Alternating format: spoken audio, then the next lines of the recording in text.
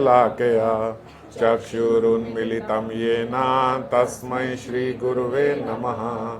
श्रीगौरांग नित्यानंद श्री अद्वैत चंद्र गदाधर श्रीवासादि गौरभक्तवृंद वांछा कल्पतरुभ्यश्च कृपा सिन्धुभ्येव च पतितानां पावनेभ्यो वैष्णवेभ्यो नमो नमः। हरे कृष्णा कृष्णा कृष्णा हरे हरे, हरे राम राम राम हरे हरे। तो चैतन्य चरितामृत के माध्यम से हम लोग श्री रामानंद राय संवाद पे चर्चा कर रहे थे और एक साधारण भक्त की जो श्रेणी होती है प्रारंभिक अवस्था में, रामानंद राय वहाँ से लेकर श्रीमन महाप्रभु को बताते बताते बताते ऊपर दास्य भाव, साख्य भाव, वात्सल्य भाव और अब कांत भाव की चर्चा कर रहे हैं, कांत भाव के बारे में बता रहे हैं। ये संवाद जो है शुरू से ही सबके लिए उपयोगी है, क्योंकि जिस भक्त की अभी प्रारंभिक अवस्था है उसको किस प्रकार भजन करना चाहिए और अपनी अवस्था से अगली अवस्था, उससे उच्चतम अवस्था क्या है, धीरे धीरे धीरे धीरे भक्त उस श्रेणी में आगे बढ़ता रहता है। अगर हम सीधा ही ऐसा मानना शुरू कर दें कि हम तो इस भाव के हैं, इस अमुक भाव के हैं, हम तो इस भाव में ही हैं, तो वो इमिटेशन में व्यक्ति जो है, रूप गोस्वामी ने भी, अभी मैं पीछे पढ़ रहा था तो एक जगह ऐसे भक्त को प्राकृत भक्त बोला है कि ये भक्ति नहीं कर रहे हैं ठीक से।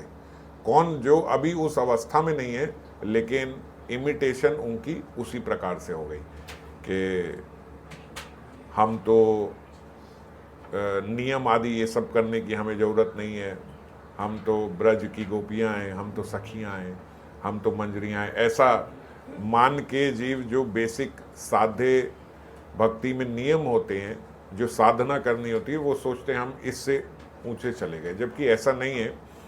जो राग मार्ग में भी है वो भी साधन मार्ग के सारे साधन कर रहे होते हैं। कई कई अवस्था में हम संत महात्माओं को ऐसा देखते हैं कि वो अतिशय राग में अपने देह आवेश से ऊपर उठ के स्वरूपावेश में चले गए, तो उनसे वो साधन नहीं बन रहे जो यहाँ पे एक साधक के लिए जरूरी होते हैं।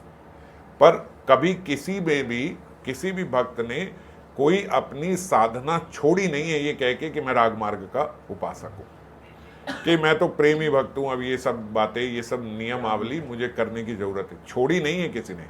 अगर उनका आवेश हट गया है देह से तो वो स्वतः छूट गई हैं उनके प्रेम में। अज्ञानी जो है उसकी बात हमेशा ये होती है ये भी मेरा है, ये भी मेरा है, ये सब मेरा है। वो संसार में सब कुछ मेरा मेरा करने में लगा हुआ है। यही उसकी अज्ञानता है कि ये भी मेरा है, ये भी मेरा था, ये मेरी थी, ये मेरा है, इस प्रकार से। और ज्ञानी जो है वो एक ज्ञानी उनसे ऊपर उठ गए और वो हर एक में मैं के दर्शन करते हैं। अहम ब्रह्मास्मि, वो बोलते हैं ये सब मैं ही हूं, ये सब मैं ही है। और इनसे ऊपर फिर जब ज्ञान अज्ञान इन सब से ऊपर उठ जाता है व्यक्ति, तो उसे भक्त बोला जाता है। और जिस प्रकार अज्ञानी कहता है ये सब मेरा है, उसी प्रकार भक्त भगवान को बोलता है ये सब तेरा है, ये सब तेरा, तेरा तुझको अर्पण क्या लागे मेरा, ये सब आपका है। ये सारी सृष्टि, सब जन सृजन जितने मेरे पास हैं, ये शरीर, ये बुद्धि, ये मन, ये सब आपका है, सब आपका। और इसी अवस्था में जब भक्त प्रेम की अवस्था में प्रवेश कर जाता है, तो फिर वो सब में भगवान के दर्शन, कहता है सब तेरा नहीं है, सब तू ही है। उस सब में भगवान के दर्शन, सब में। चाहे कोई शेर आ जाए, कुत्ता आ जाए, बिल्ली आ जाए, व्यक्ति आ जाए, मारने वाला आ जाए, विद्वेषी, उनसे द्वेष करने वाला आ जाए, उनसे प्रेम करने वाला आ जाए, वो सब बोलते हैं ठाकुर ही है, सब आप ही हो। समझ गए? भक्त बोल रहा है सब आपका है, और जब उच्चतम अवस्था पहुंच गई भक्त की, प्रेम की अवस्था में पहुंच गए, तो बोले सब आप ही हो। आपका भी क्या, हर जगह आप ही व्याप्त हो, और कोई दूसरा है ही नहीं, कोई दूसरा दिखता ही नहीं। जैसे नामदेव जी, जब आपने सुना ही उनके चरित्र में, जब वो भगवान के लिए भोग बना रहे थे, तो जैसे ही रोटी बनाए कुत्ता आके ले गया, और पीछे पीछे नामदेव जी भागे कि घी तो लगा लो ठाकुर, बिना घी के क्यों खा रहे हो, इस प्रकार ना रोगो, घी तो लगाने दो। और उसी कुत्ते में से भगवान ने, विट्ठल नाथ जी ने दर्शन दिया उन्हें। भाई कैसा प्रेमी है तू, कुत्ते में भी मेरे दर्शन कर रहा है। बोल आपके अलावा कोई है ही नहीं, कुत्ता बिल्ली आप देखो, आपने किस रूप में आना है, आप ही तो हो। बोले हर कुत्ते में मैं थोड़ी, बोले लेकिन देखो आप ही तो प्रकट हुए हो इसमें से। तो हर जगह, हर चीज, हर अवस्था में यही अवस्था प्रहलाद जी की बन गई, तो खंबे में से नरसिंह भगवान प्रकट हो गए। अब निर्धारित तो नहीं था कि इसी खंबे में आएंगे, यही खंबा तोड़ेंगे तो वो वहीं आ गए। सर्वस्व हैं भगवान, आपने जिधर श्रद्धा करी, बात बन गई आपकी, वहीं से भगवान प्रकट हो गए। ऐसे ही श्री गोपाल भट्ट के शालिग्राम से राधा रमण प्रकट हो गए। उनकी श्रद्धा क्योंकि उनके स्वरूप के दर्शन की थी, तो शालिग्राम में से स्वरूप आ गया भगवान का। ऐसे ही हरिदास जी ने, जैसे हमने पिछली बार चर्चा करी थी, कि उनके कुंज से कुंज बिहारी प्रकट हो गए। और पुंडरीक भक्त ने तो अपने माता पिता की सेवा करते करते करते करते विट्ठल नाथ जी को साक्षात वहाँ पे प्रकट करवा दिया, और आज भी उन्हीं की कृपा से विट्ठल नाथ जी के दर्शन हम सब कर रहे हैं। तो ये भक्त का प्रेम का स्वरूप है कि वो सब में भगवान को ही देखता है, और जो प्रेमी भक्त सब में भगवान के दर्शन करता है, सब में भगवान प्रकट होकर उसको दर्शन देते भी हैं। गणना नहीं है कि भक्त को कितनी बार भगवान के दर्शन होते हैं। इसीलिए शास्त्रों में ये बात लिखी गई है कि भगवान के मुख्य मुख्य अवतारों के तो वर्णन हैं, पर भगवान तो अपने भक्त के लिए प्रत्येक दिन पता नहीं कितनी बार अवतरित हो जाते हैं। अर्च विग्रह हमारे घर में जो है, ये भी भगवान के अवतार ही हैं। पर क्योंकि हम में से कुछ लोग मानते हैं कि भगवान है, तो उसमें से भगवान लीला करते हैं, दर्शन देते हैं, और कुछ मानते हैं कि नहीं नहीं, ये भगवान थोड़ी, ये तो केवल विग्रह है, ये तो भगवान का स्वरूप है। बड़े ज्ञानी बनते हैं हम, ताकि हम कैसे सेवा करेंगे अगर कोई होगा ही नहीं, तो इसीलिए मूर्ति रूप में हम एक शेप बना के उनकी सेवा करते हैं, ताकि ऊपर जाके ऐसी सेवा कर सके। तो वो सोचते हैं बड़े भक्त की बात हो गई, बड़ी भक्ति की बात हो गई, कि देखो भगवान का ऐसा ही स्वरूप होता है, यहाँ प्रैक्टिस करोगे तो वहाँ जाके कर पाओगे। पर ये बात गलत है, ये साक्षात हरि ही हैं। आपको गुड्डा गुड्डी नहीं दी है कि यहाँ प्रैक्टिस कर लो फिर वहाँ करेंगे, यही हैं हरि। अर्च विग्रह भगवान के अवतार ही हैं। और अगर अर्च विग्रह भगवान के अवतार हैं, तो बताओ कितने अवतार हुए हैं भगवान के आज तक? कोई गणना नहीं है, कोई गणना नहीं है भगवान की कितने अवतार हुए हैं, और भक्त को कितनी बार भगवान, जो भक्त हैं, प्रेमी भक्त है, कितनी कितनी जगहों पे अपने भगवान के कितनी कितनी बार दर्शन करते हैं, उसकी कोई ये प्रेम का स्वरूप है। मैं आपसे ये चर्चा इसलिए कर रहा हूं कि अब हम बात करने लगे गोपियों के प्रेम की। गोपियों के प्रेम का ये स्वरूप है, यहां से शुरुआत होती है उनके प्रेम की। तभी तो वेणु गीत इत्यादि में आप देखो तो वो सबसे रिलेट कर रही हैं, चाहे हिरनिया हो, चाहे बादल हो, चाहे वंशी हो, सबसे। क्यों कर पा रही हैं? क्योंकि वो सब में भगवान के प्रति सेवा भाव दिख रही है। वेणु को निर्जीव नहीं जानती हैं गोपियां, वो जानती हैं इसके अंदर प्राण है, ये वंशी के अंदर प्राण है। ये वंशी तो भगवान की सबसे प्रिय प्रियसी है, तभी तो भगवान उसको अपने होठों के तकिए पे लगाए रखते हैं, अपनी आंखों की पलकों से हवा झरते हैं, अपनी उंगलियों से उसके चरण दाबते हैं, और उसी पे अपनी फूंक से पुकारते हैं। ऐसा प्रेम गोपियां बोलती, हम में से किसी के साथ ऐसा प्रेम नहीं करती गोपियां। भगवान हरि हमसे तो ऐसा प्रेम नहीं करते जैसा प्रेम वंशी से करते हैं। वंशी को केवल लकड़ी का टुकड़ा नहीं मानती हैं, श्री कृष्ण की प्रियसी मानती है। कई कई लोग यमुना जी में, बड़े बड़े भक्त जो है, आगे चर्चा करेंगे आज गोविंदास जी का, वो यमुना जी में दर्शन नहीं करते थे, बोलते यमुना जी में तो मुझे श्री जी के दर्शन होते हैं। भगवान की एक पत्नी यमुना भी है, पटरानी है, तो बोले वो उनकी पटरानी है, मैं कैसे उसमें चरण डाल दूं, मैं नहीं डाल पाऊंगा, क्योंकि मुझे उनके, जब मैं जाता हूं मुझे उनके दर्शन होते हैं। श्री कृष्ण कांता है, मैं कैसे उसमें चरण डाल दूं? तो आजीवन उन्होंने कभी यमुना में स्नान नहीं किया। तो बहुत अनेकों अनेक प्रकार के ऐसे भक्त रहे हैं। जयदेव गोस्वामी जो थे, वो सॉरी नहीं, रैदास जी जो थे, रैदास जी के पास अपने शालिग्राम थे। अब रैदास जी इतना प्रेम करते शालिग्राम जी से, बोलते साक्षात हरि के दर्शन होते उन्हें। पहले तो मानते नहीं थे, उन्हें पता ही नहीं था, मानते नहीं थे, उन्हें पता ही नहीं था रैदास जी को। आपको बताया था ना, वो उसी से चमड़ा घिसते थे, सब करते थे, मोची थे, उन्हें पता ही नहीं था कि ये शालिग्राम जी है। वो सोचते थे ये तो साधारण सा कोई पत्थर है। और भगवान उनसे इतना प्रेम करते थे कि जब ब्राह्मण ये कह के कि ये शालिग्राम है अपने घर ले गया, अभिषेक किया, भोग लगाया, वो बोलते भाई मुझे वहीं छोड़ गया। क्यों? क्योंकि रैदास जी की वो स्तुति बड़ी प्यारी लगती है। बोलते वो हर वक्त यही बोलते हैं, ठाकुर में जैसो तैसो तेरो।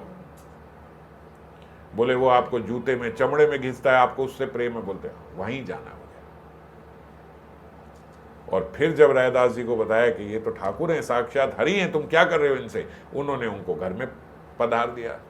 अब जब घर में पधारे तो कैसे लाड लटाते थे, अरे ठाकुर जी आज तो रथ यात्रा का दिन है, चलो चलो जगन्नाथपुरी, आपको रथ जाना। वो क्या कितनी कुटिया होगी रैदास जी की, गरीब थे, छोटा सा एक कमरा था, उस कमरे में ही बोलते एक खिड़की को बोला था ये नाथ द्वारा है, वहाँ नाथ द्वारा लिख दिया। एक जगह आंगन को बोलते थे ये जगन्नाथपुरी है। और जब ठाकुर जी को बोलते चलो चलो चलो आज जगन्नाथपुरी चले, आज घूमने चलेंगे, जाते कहीं नहीं, वहीं हाँ एक जगह उनको पधार दिया, बोले चलो जगन्नाथपुरी आ गए। देखो देखो बाहर कितनी समुद्र की लहरें हैं, देखो आवाज आ रही है आपको, समुद्र की लहरों की आवाज आ रही है, देखो कितना हल्ला मच रहा है, ये वो, ऐसा नृत्य करते गान करते कि वो जगन्नाथपुरी में आ गए। एक जगह कोने में वृंदावन लिखा हुआ, एक जगह बरसाना लिखा हुआ, कहीं द्वारका लिखा हुआ, और अपने ठाकुर जी को खूब घुमाते। और एक बारी एक संत जब उनकी कुटिया में आए, उन्होंने कहा रैदास जी इतनी छोटी सी कुटिया में ठाकुर जी को रख रखा है, कहीं बाहर नहीं निकलते, कभी तो ले बोले पूछ लो। और जब पूछे तो ठाकुर जी कहे भैया ये इतना घुमाता है, इतना घुमाता है, कभी पुरी ले जाता है, पुरी से सीधा ब्रज ले आता है, ब्रज से सीधा द्वारका ले आता है, द्वारका से सीधा बरसाना, तो बड़ा घुमाता है। घूमते हैं ठाकुर, जैसे आपकी श्रद्धा होगी उसी के अनुरूप भगवान आपका भजन करते हैं। ये यथा माम प्रपद्यन्ते तम तथैव भजामि अहम, भगवान कह रहे हैं जैसे जैसे तुम मेरा जिस भाव के अनुरूप भजन करोगे उसी भाव से मैं आपका भजन करूंगा। रामानंद राय बोले एई प्रेमेर अनुरूप ना पारे भजीते, अतैव ऋणी है कहे भागवते। गोपियों को वो बोल रहे हैं सबके अनुरूप तो मैं भजन कर लेता हूं। अक्सर जो भक्त है वो भजन क्यों करता है, भजन का तात्पर्य ये है कि उसे कोई पदार्थ की, किसी इस जगत में किसी चीज की उसे जरूरत होती है, और उसे जो मनोरथ उसका होता है मैं उसके मनोरथ को पूर्ण कर देता हूं जब वो मेरा भजन करता है। और या फिर जिस भाव से मेरा भजन करता है मैं भी उसी भाव के अनुरूप उसके साथ रेसिप्रोकेट करता हूं। कोई सखा भाव में कर रहा है, कोई वात्सल्य में कर रहा है, कोई दास्य में कर रहा है, कोई भगवान का पिता बना हुआ है, कोई भगवान को पिता मानता है। किसी भी भाव से, जिस भाव से जैसे भी कोई भजन करता है मैं उसी भाव से उसके अनुरूप भजन कर लेता हूं।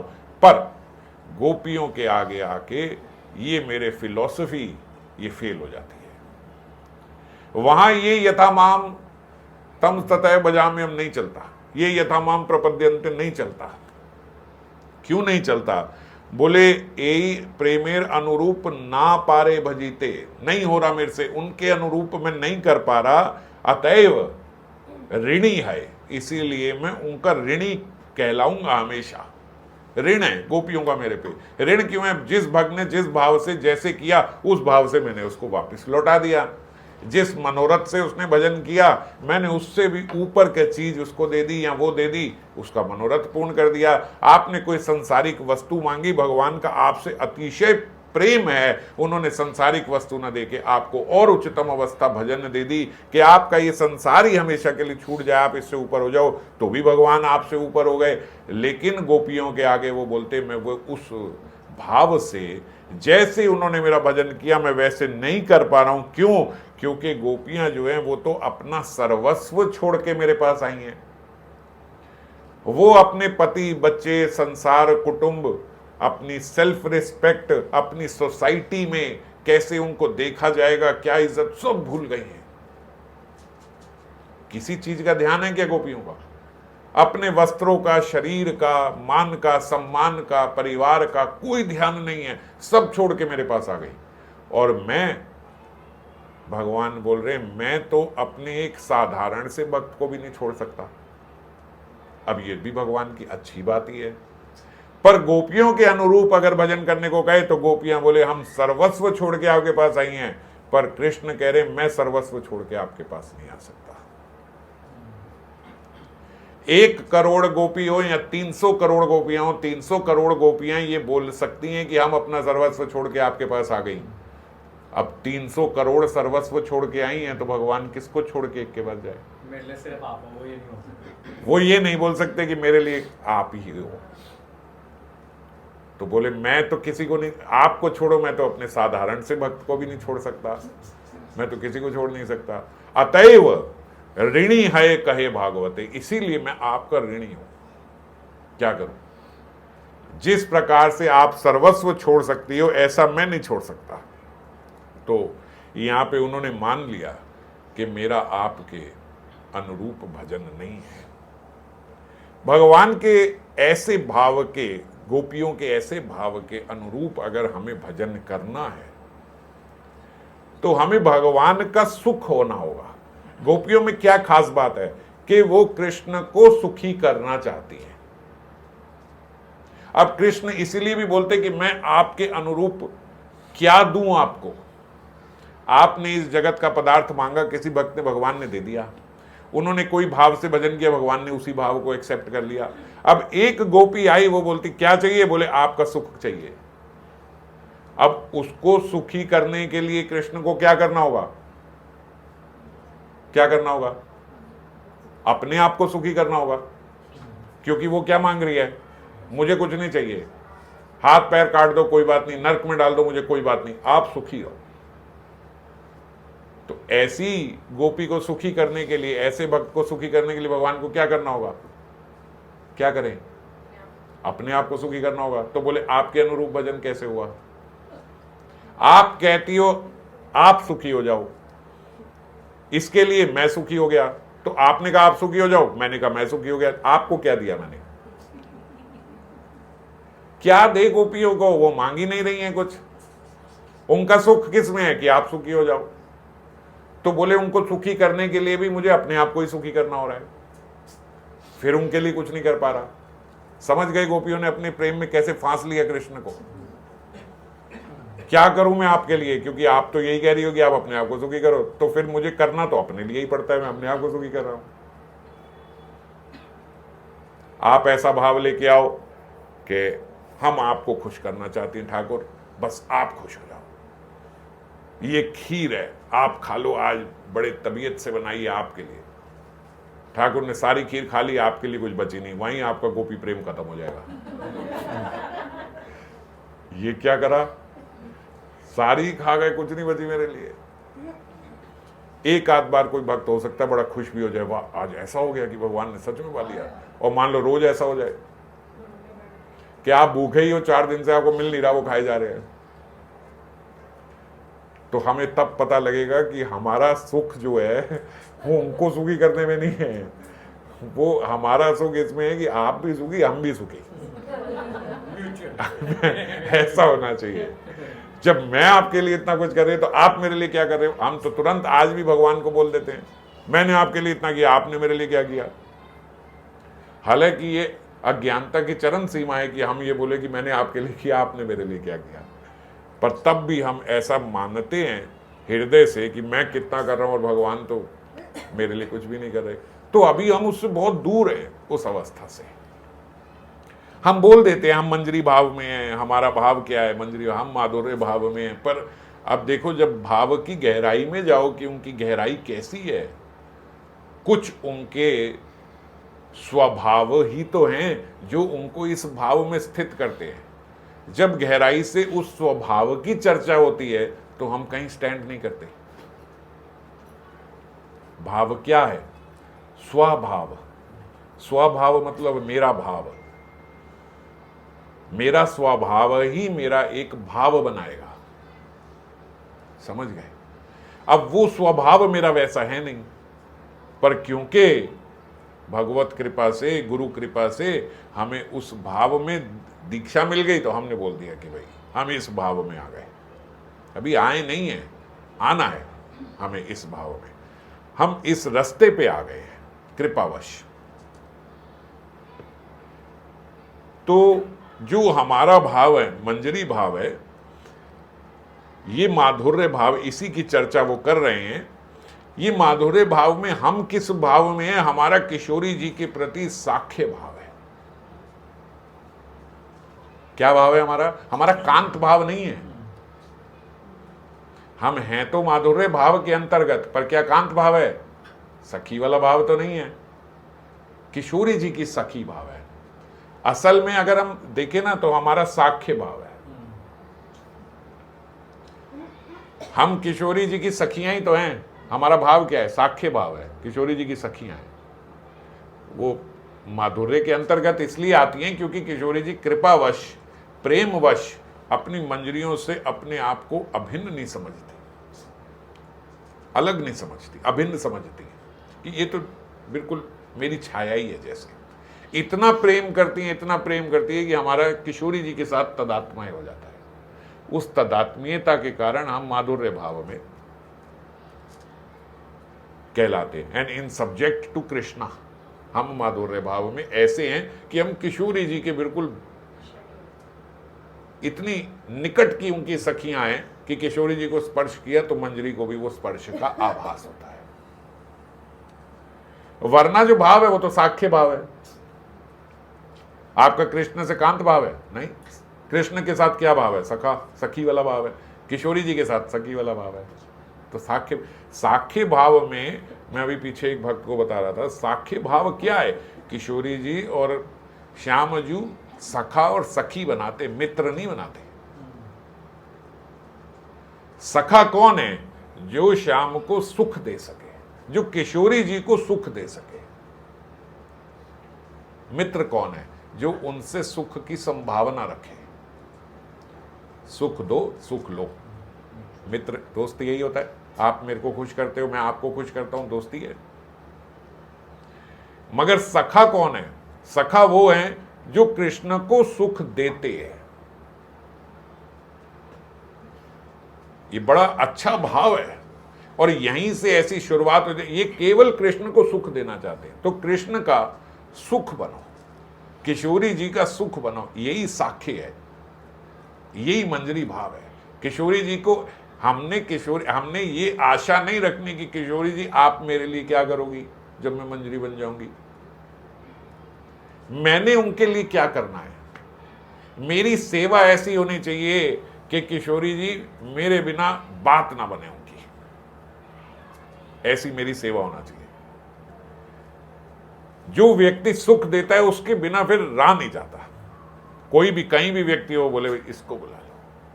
और ये साख्य में ही संभव है, इसके नीचे संभव नहीं है। ये केवल साख्य में ही संभव है। ये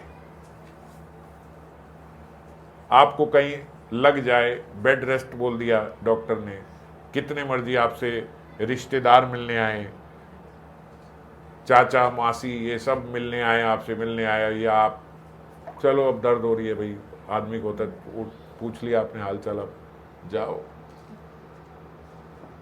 मगर आपका कोई दोस्त आ जाए, वो बेचारे मासी चाचा तो आपसे सहानुभूति भी रख रहे थे, हाय बेचारे को लग गई वो दोस्त आएगा बहुत ड्रामे कर रहा भाई, तो हाइट है तेरे ड्रामे की, मजे आ रहे हैं, 10 दिन पूरा रेस्ट है, सब खाने पीने को बिस्तर भी मिल रहा है, बहुत ऐश हो रही है।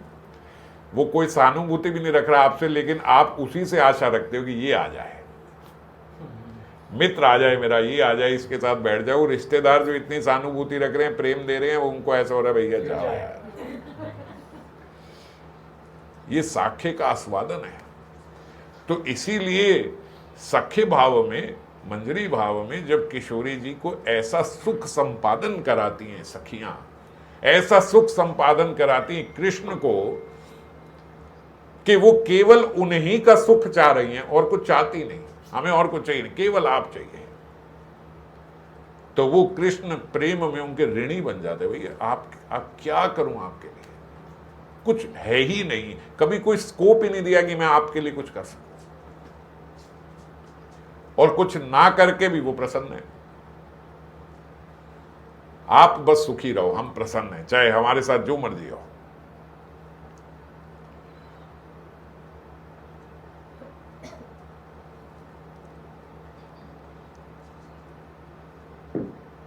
भक्ति की जो प्रारंभिक अवस्था है वो है केवल कृष्ण से ही सुख लेना।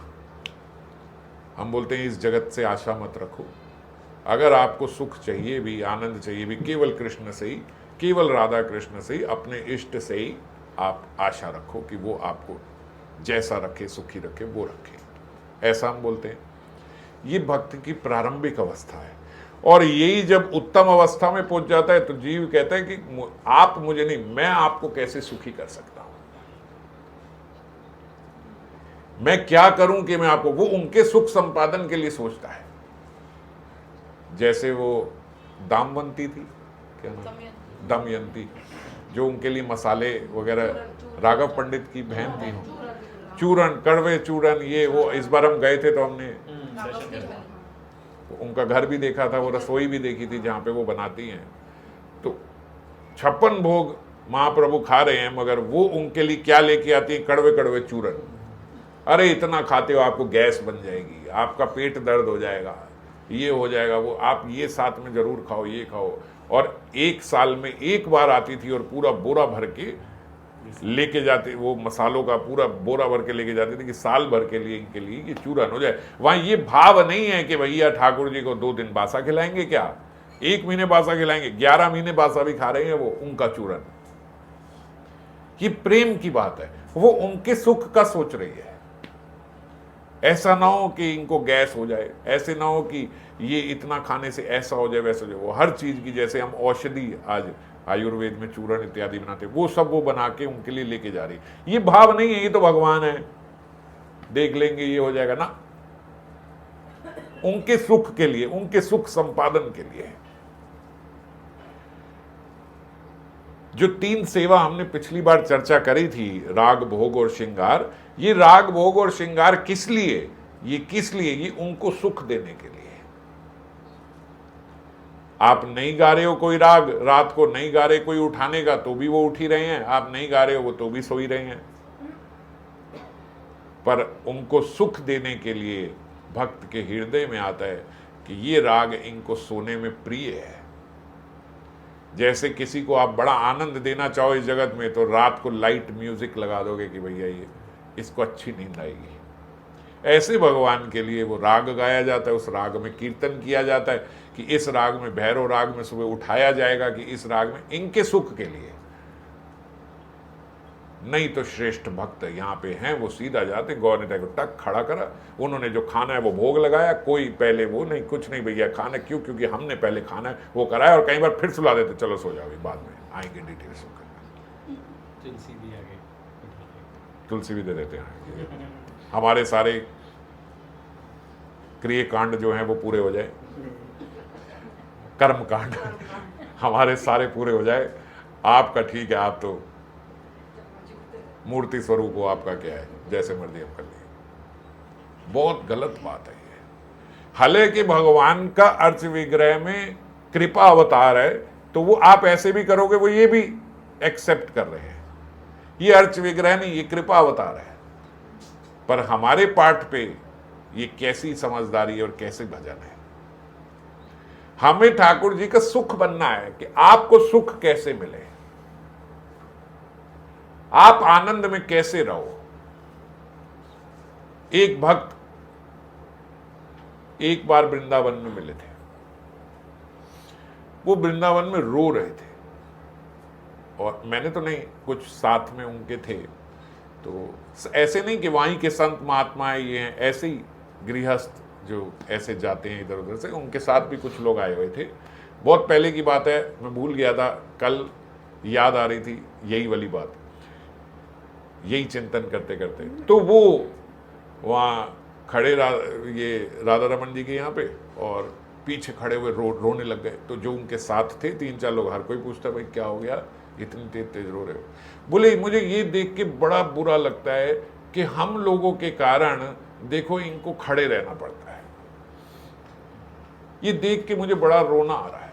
और वो रोए जा रहे कि देखो इनका कैसा प्रेम है। आपने मुझे बोल दिया जी इतने बजे 4:30 बजे पट खुलेंगे, 4:30 बजे दर्शन होंगे, हम चाहे 4:30 आए, चाहे 5:30 आए, चाहे 6 बजे आए, वो 4:30 बजे उठ के खड़े हो जाएंगे कि भैया अभी आ रहे हैं मेरे दर्शन अभिलाषी, और फिर रात के 9 बजे तक ये खड़े ही रहेंगे। आप और मैं तो अभी थक के बैठ जाएंगे, कहीं साइड पे जगह ढूंढेंगे, थोड़ी देर आधा घंटा हम खड़े हो गए, जगह ढूंढेंगे भैया कहाँ बैठ जाएं हम, हमसे तो नहीं खड़ा हुआ जा रहा, जमीन पे बैठ जाएंगे, इधर बैठ जाएंगे, उधर बैठ जाएंगे। पर जो विग्रह हैं, जो अर्च विग्रह हैं, वो खड़े हैं। और कई कई जगह मंदिरों में ऐसे वो बताते थे ये तो 500-500 साल से खड़े हैं। तो जो ठाकुर जी के सुख का सोचेगा, उसी के भीतर ये बात, ये चिंतन आएगा। हम लोगों के भीतर ऐसा चिंतन नहीं आता, जबकि बात सोचने वाली है कि नहीं। आपको पता चले अरे अभी धूप हो रही है 4:30 बजे, छोड़ो ना 6 बजे जाएंगे दर्शन करने, हम ऐसा सोचते हैं कि नहीं सोचते। आपकी मौज है, आप 6 बजे जाओ, 6:30 बजे जाओ, 7 बजे जाओ, टिक्की खा के जाओ, बाद का प्लान बना लो, इसके बाद ये खाएंगे, पहले ये इतना स्नैक्स खा लेते हैं, बीच में दर्शन करेंगे, आके खाना खाएंगे, सब मौज है आपकी। मगर वो खड़े हैं आपके लिए। आप भेंट लाए नहीं लाए, हार चढ़ाओ नहीं चढ़ाओ, ये करो वो करो, आपकी आशा रहेगी कि मुझे वहां से वो क्या मिलता है, कुलिया, मुझे वहां से कुलिया मिल जाए, मुझे हार पहना दिया जाए। अच्छा लगता है ये, हमें अच्छा लगता है, अच्छा लगना भी चाहिए कि भगवान इतनी कृपा कर रहे हैं, इतनी भीड़ के बीच में पहचान रहे हैं। मगर इसके साथ साथ ये अच्छा लगता है, ये अच्छी बात है, ये बहुत अच्छी बात है, वो आपको स्पेशल फील करा रहे हैं। पर हम उनके सुख संपादन के लिए क्या कर रहे हैं? अगर आपका साक्य माधुर्य एकांत भाव है, अगर आप किशोरी जी की सखी हो, अगर आप उनके राधा कृष्ण के युगल के हम सखियां हैं, तो सखियों का क्या कार्य होता है? वो केवल उनके सुख संपादन क्या सोच रही हैं। हम क्या सोच रहे हैं उनके सुख संपादन के लिए? एक निष्ठुर हृदय होगा तो वो मेरी बात सुन के कहता तो हम कर भी क्या लेंगे, जाके बिठा दूंगा मैं राधा रमन जी। हाँ बिठा सकते हैं, अगर आप अपने चिंतन में, जैसे वो रैदास जी की कथा इसीलिए मैंने पहले सुनाई, अगर आपके चिंतन में ये है कि मैं इनके थोड़े चरण दाब दूं, ये इतनी देर से खड़े हैं, अपने और भक्तों के दर्शन के लिए ये खड़े रहेंगे, पर मैं इनके चरण सम्मान कर दूं, थोड़े से चरण दाब दूं, और आप अपने चिंतन में अगर उनके चरण दाब रहे हो तो उनके चरणों की सेवा होगी। तो इसीलिए ऐसा नहीं कि हम क्या कर सकते हैं, कर सकते हैं और करना चाहिए। ऐसे अनेकों अनेक उदाहरण है, अभी बहुत लंबा हो जाएगा। कितनी कितनी बार बोला है भक्तों ने, कहाँ से वो जलेबी की इच्छा हुई, वो गए तो वहाँ वो जलेबी खा रहे थे, जबकि उन्होंने तो खरीदी भी नहीं, कुछ भी नहीं, बस केवल चिंतन में ऐसा खिलाना चाहा उन्हें जलेबी, और जब वहाँ मंदिर में पहुँचे तो उन्होंने जलेबी खाई थी। तो ये जैसा हमारा चिंतन होता है उसके अनुरूप भगवान, हम भगवान को जब सुखी करना चाहते हैं तो वो भी अपने आप को सुखी करके ही हमें थोड़ा सा रेसिप्रोकेट, हालांकि ऋणी रहते हैं क्योंकि कर तो हमारे लिए नहीं रहे, अपने लिए कर रहे हैं, लेकिन क्योंकि हमारा आनंद इसी में है तो वो करते ही हैं। वो इतना तो जरूरी करेंगे। एक आदमी से आपने 100 रुपए की एक्सपेक्टेशन रखी, भैया आपने ये करा, और वो कह रहा है मैं दे ही सिर्फ 1 रुपया सकता हूं, तो ये तो पक्का है कि एक तो जरूर देगा। वो कह रहा है मैं ऋणी हूं, मैं दे नहीं सकता हूं, पर जो कि ये मान रहा है कि मैं ऋणी हूं, जितना कर सकता है उतना तो करेगा। तो इसीलिए इस भाव में रेसिप्रोकेशन के चांसेस 100% है।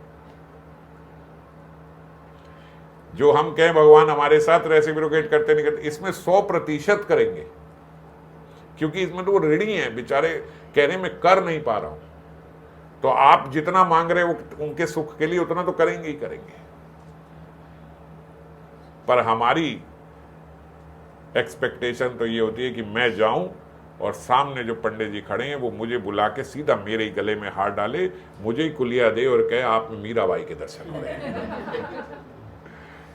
हमारा भाव ऐसा रहता है, जो जो हमारे मन में है वो हो जाए, वैसा हो जाए। हम उनके सुख संपादन का नहीं सोच पाते हैं। और जबकि हमारा जो भाव है, जो हम सखी हैं किशोरी जी की, उसका अर्थ ही ये है कि हम उनके सुख के लिए कार्य करें।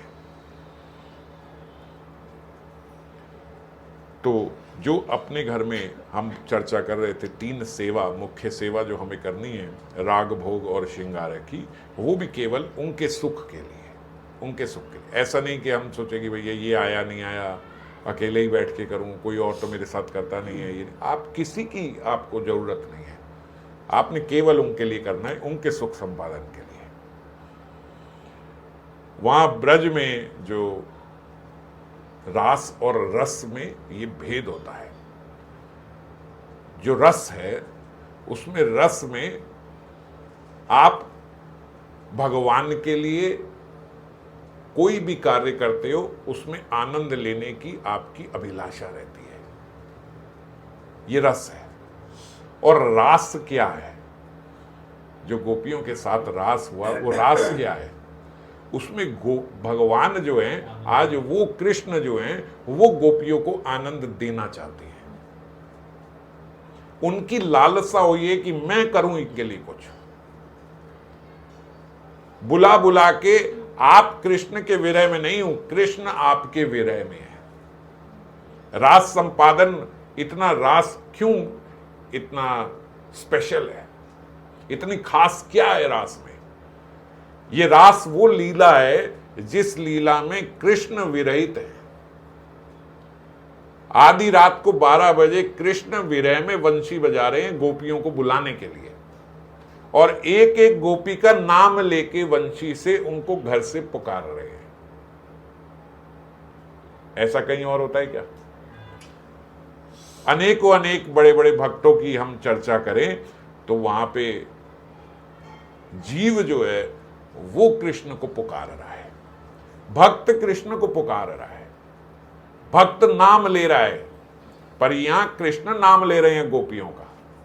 पढ़ा है ना हमने, एक एक सखी का नाम लेके उस सखी को उसके घर से पुकार के बुला रहे हैं। सबरी गोपियों को अपने अपने नाम सुनाई दे रहे हैं उनकी बंशी में कि आ जाओ। वो बाद में कौतुकी हैं, वो अलग बात है। जब आ गई तो बोल रहे हैं क्यों आए हो यहां पे किम प्रयोजन। मगर उनको उनके घर से बुलाया क्योंकि वो विरही है, जिनके लिए कृष्ण विरही हो जाए। महाभारत में एक जगह ऐसा आया, भीष्म पितामह ने कहा कि 12 साल तक यदि कोई भक्त किसी भी सेवा को नित्य करता है तो 12 साल के बाद 13वां साल लगते ही बोलते उसकी वो सेवा सिद्ध हो जाती है।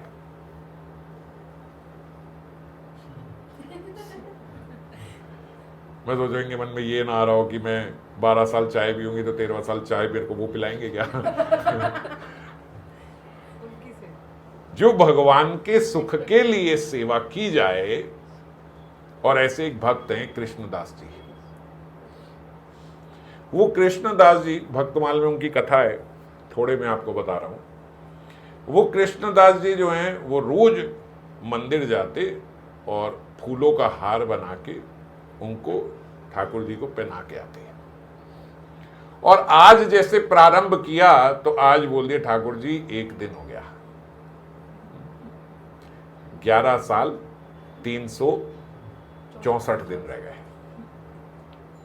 फिर अगले दिन जाते ठाकुर जी दूसरा दिन हो गया, 11 साल 363 दिन रह गए।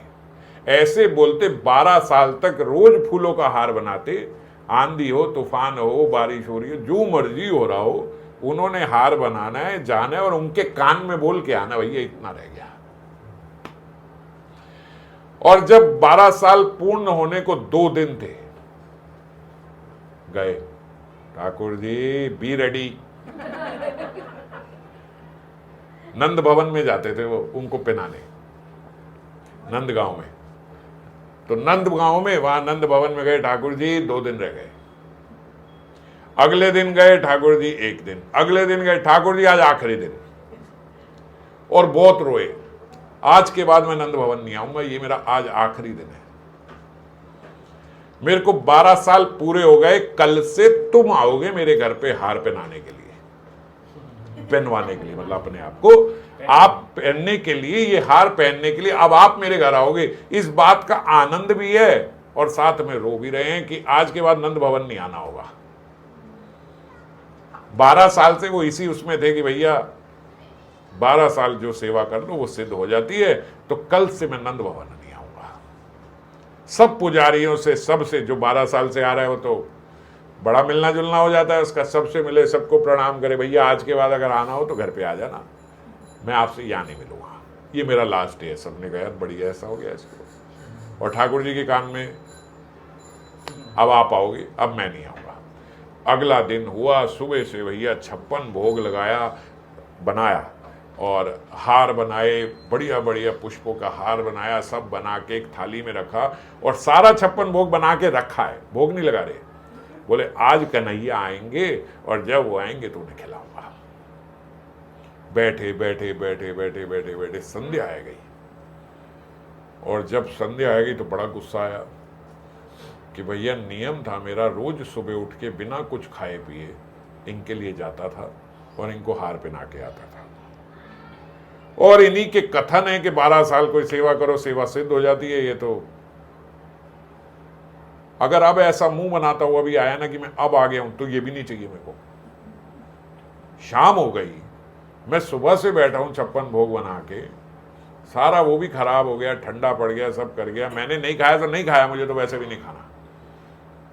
सबरे 56 भोग को उठाया, गैया के आगे डाल दिया, ले भैया गैया खा ले, और अपना जो हार है वो हार अपनी पोटली में डाला और बोला आज के बाद यहां रहूंगा ही नहीं, या नंदगांव में ही नहीं रहूंगा, बरसाना चला जाऊंगा। ये निष्ठुर है, ये मुझे लोग बोलते तो थे, आज मैंने देख लिया किशोरी जी कृपालु हैं, 12 साल किशोरी जी को पहनाऊंगा, मैंने व्यर्थ कर दिया इन पे 12 साल, वहां जाऊंगा उन पे पहनाऊंगा। और बरसाना निकलने के लिए अपनी पोटली लेके कि आज एक दिन भी क्यों व्यर्थ करूंगा, आज भी हार जो है किशोरी जी को पहनाऊंगा, आज से 12 साल शुरू हो जाएंगे किशोरी जी के। और जो निकलने लगे तो बोले आगे, जैसे ही थोड़ा सा आगे गए, आगे बहुत सारी बड़ी बड़ी गैया, गिरी गायें जो है निकल रही हैं बड़े बड़े सींगों के साथ। 1 मिनट हुआ, 2 मिनट हुआ, 3 मिनट हुआ, भैया गैया पे गैया, गैया पे गैया, कहाँ से आ गई इतनी गैया। मैं रुक जाता हूँ, थोड़ी देर बैठता हूँ, बैठे बैठे बैठे आधा पौना घंटा, 1 घंटा, 1.5 घंटा गैया निकले ही जा रही है। तो बोले क्या हो गया ये। इतने में एक गवरिया भी आया पीछे, ओ भैया ये तुम्हारी गैया है? बोले हाँ हमारी गैया है। भैया कितनी गैया है? 1.5 घंटा तो मुझे लिए यहाँ पे बैठ के इंतजार करते हुए। बोले अभी बैठो महाराज, 16 लाख गैया अभी तो निकल रही हैं, अभी बैठो, अभी कहाँ जा रहे हो तुम, अभी तो भोर आ जाएगी अगले दिन सुबह की, अभी तो निकल रही है ये। 16 लाख गैया है। बोला वो चल तुम सब तक कुछ खा लो। अब उन्होंने सुबह से कुछ खाया तो था नहीं, उसने अपना खाना वाना खोला, बोले खा लो। बोले हाँ खा लेता हूँ, किसके लिए रुको, जिसके लिए रुक रहा था वो तो आए, खा लिया, उनके साथ बैठ के खा भी लिया। बोले इतनी बड़ी पोटली लेके जा रहे हो, थोड़ा तुम्हारे पास भी खाना होगा, खिला दो। बोले मेरे पास खाना नहीं है, मेरे पास तो बस ये कपड़े हैं और एक ये फूलों का हार है, ये बनाया था। बोले फूलों का हार है तो ये नहीं पहनाओगे, तुम्हें क्यों पहनाऊंगा, कोई तुम्हारे लिए थोड़ी ना बनाया, वो तो किसके लिए बनाया तुमने। बोले ये भी छोड़ो, क्या बताऊं तुम्हें किसके लिए बनाया था, छोड़ो, अब तो किशोरी जी के पास जाऊंगा, उनको पहनाऊंगा। बोले किशोरी जी के लिए तुमने बनाया था क्या हार, बनाया किसके लिए था। अरे बोले उसको रोना आ गया, छोड़ो ना, तुम किसकी बात कर रहे हो, उस निष्ठुर के लिए जिसके लिए बनाया था वो आया नहीं। रो के जैसे ही जाने लगा, कन्हैया ने हाथ पकड़ लिया, वो गवरिया कन्हैया ही थे, और किसकी 16 लाख गैया होंगी। हाथ पकड़ लिया, बोले कहाँ जा रहा है बाबा, आ तो गया, चल हार पहना मुझे। उन्होंने देखा ये तो कन्हैया है साक्षात, ये तो वही दर्शन हो रहे हैं जो नंद बाबा कह रहे। बोले हाथ छोड़, बोले कहाँ जा रहा है, अब तो पहला। अरे तेरे को अपने हाथ का किशोरी जी ने तेरे लिए खाना भेजा था, जो तूने खाना खाया किशोरी जी के हाथ का बना हुआ है, कहाँ भाग रहा है, चला इधर हार पहना मेरे को, आ नहीं गया क्या। बोले अब नहीं, अब नहीं, अब किशोरी जी के पास ही जाऊंगा, उन्हीं को खिलाऊंगा, उन्हीं को पहनाऊंगा। बोले बड़ी हद हो गई भाई, तूने कहा 12 साल हो गए, 12 साल के बाद एक दिन नहीं रुकूंगा, अगले दिन में आ गया तेरे पास, आने में थोड़ी देर रह गई बस। बोले नहीं नहीं, ये इम्तिहानबाजी जो है ना तुम्हारी, ये मेरे साथ नहीं चलेगी। और तुम आए किस लिए। बोले सच बताऊं बाबा, मैं चाहता नहीं तुम यहाँ से चले जाओ, अब मुझे आदत लग गई है तुम्हारे हाथ से हार पहनने की, तुम यहीं रहो। बोले तो इसलिए नहीं आया कन्हैया, अब जब मैंने किशोरी जी के यहाँ बरसाना जाने की बात करी तो तेरे को हो गई कि मेरे को हार की आदत पड़ गई, ये पड़ गई, ये आदत थी तो सुबह क्यों नहीं आया था। अब तू डर गया कि अब तो ये किशोरी जी का हो गया, अब उनको हार पहनाएगा, मुझे नहीं पहनाएगा, तो तू आ गया ये रोटी पार्टी लेके, ये सब करके। अरे जिसका नाम लेने से तू आया है, जब उसी के वहां रहूंगा तो क्या तू नहीं आएगा। मैं नहीं जाऊँ भैया, चले गए बरसाना, वो क्या वहीं जाऊंगा। और निरंतर उसके बाद बोलते रोज कन्हैया उनके यहाँ आते और आके हार पहनते, और उनकी यही हट थी। बोले जब जिसके यहां जाने के लिए अभी निकला ही हूं, उसके नाम से तू आ गया, सुबह से तो नहीं आया था, तो जब उन्हीं के वहां रहूंगा तो फिर कैसे नहीं आएगा। तो बोले वहीं रहूंगा तभी तुम आओगे, यहां नहीं आओगे। और बरसाने में बोलते रोज उसके बाद से उन बाबा के यहां कन्हैया आके खुद हार पहनते। ये होता है सुख की सेवा करना, ऐसी सुख की सेवा होती है कि हार बना रहे, कोई और प्रयोजन नहीं है। 12-13 साल से कोई और प्रयोजन नहीं है कि मैं आपको बीच में कितनी कितनी घटनाएं हुई होंगी, क्या क्या नहीं हुआ होगा। 12 साल बाद। लेकिन कोई ये नहीं कि यार 10 साल हो गए तुम्हें हार पहनाते हुए, यार इतना तो कर दो ना। हर रोज केवल एक ही बात, भैया 12 साल इसलिए पूरे करो कि अब तुम आके मेरे से, तब भी तुम आके मेरे से हार पहनोगे। बस जैसे एक बात पढ़ ली ना तो उसकी जिद आ जाती कि भैया ये सेवा मेरी सिद्ध हो जाएगी। सेवा की ही सिद्धि चाहते हैं, और कोई मनोरथ नहीं है उनसे। ये नहीं है कि अब आप मेरे को पहनाओ, मैं ही आपको पहनाऊंगा, पर अब आप आओगे पहनने के लिए। आप कहते हो ना मेरे को आदत लग जाती है, सेवा सिद्ध हो जाती है, तो फिर आओ। इस प्रकार से जब उनके सुख के लिए की जाती है सेवा, तो वो सेवा से ही हमारा वो सख्य भाव बनता है उनके प्रति, उस भाव की तभी पुष्टि होती है।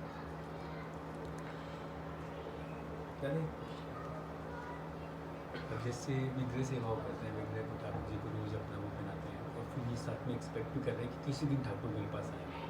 तो जब हम ये क्वेश्चन पूछते हैं तो बोलते ठाकुर आ तो गए, यही तो ठाकुर है, तुम किस ठाकुर की नहीं, वो ये नहीं कह रहे कि ये ठाकुर नहीं है, वो तो यही कह रहे हैं कि यहाँ मैं आपको आके पहना रहा हूँ, अब आप आके मेरे से पहनोगे। ये तो वो मान ही रहे हैं कि मैं आप ही को पहना रहा हूँ। वो ये नहीं कह रहे हैं कि ये विग्रह अलग है और भगवान अलग है। इसी भाव से तो वो जा रहे हैं कि 12 साल आपकी कोई सेवा करूंगा तो वो सेवा सिद्ध हो जाएगी, तो आपकी सेवा कर रहा हूँ और आप ही ने आना है। और ऐसा है भी, जैसे मैंने भी अभी बताया कि उनको उसी विग्रह स्वरूप के दर्शन हुए उस गवरिया में, भगवान ने दर्शन, क्योंकि उनका भाव था कि यही भगवान है, तो इसीलिए वो विग्रह स्वरूप के ही दर्शन उन्होंने उनको सर्वप्रथम कराए, ये यकीन दिलाने के लिए कि ये भगवान है। तो जितने भी भावों के साधक हैं, चाहे वो भगवान से कोई भी भाव रखते हो, अंत में वो किशोरी जी का ही आश्रय ले लेते हैं।